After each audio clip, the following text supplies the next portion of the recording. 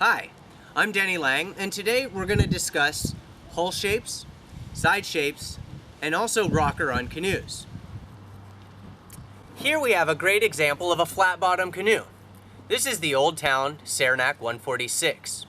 As you can see with my paddle, this is a very flat bottom canoe. The paddle shaft rests across almost the entire hull. This is very popular among recreational canoeists and families because it provides a lot of stability in calm conditions. They're typically wider and very easy to use. Beside us, we have a great example of a shallow arch. So let's take a look at that. This is the Old Town Appalachian.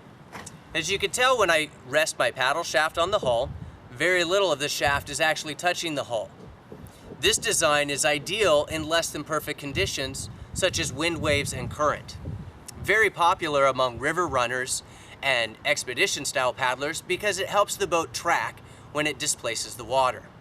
Now let's take a look at canoe sides. I have two examples here, tumble home and straight. Straight sides are just that. As you can tell in this Old Town guide, from the hull up to the gunnel is very vertical. On the Old Town pack, however, you can see a great example of tumble home. Tumble home is when the gunnel width is less than the overall width of the canoe. You can see that by looking down the side and see the widest point of the boat is below the gunnel, and it actually tucks in towards the gunnel, towards the top. This makes it easier to paddle because you don't have to reach out as far over the gunnels. Now let's talk about rocker. Rocker is the curvature of the hull as it rises to the bow and stern. The Old Town Appalachian here is an example of a canoe with lots of rocker. The more rocker the canoe has, the more maneuverable it's going to be. This is ideal in rough water conditions where there's current, waves, and other obstacles that you need to maneuver around.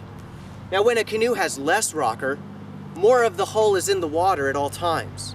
This is going to be beneficial when you're doing long distances, such as touring or expedition style canoeing. Hopefully now you'll have a better understanding of canoe shapes and designs. This will help you in choosing the right canoe for your needs. Thanks for watching, and paddle well.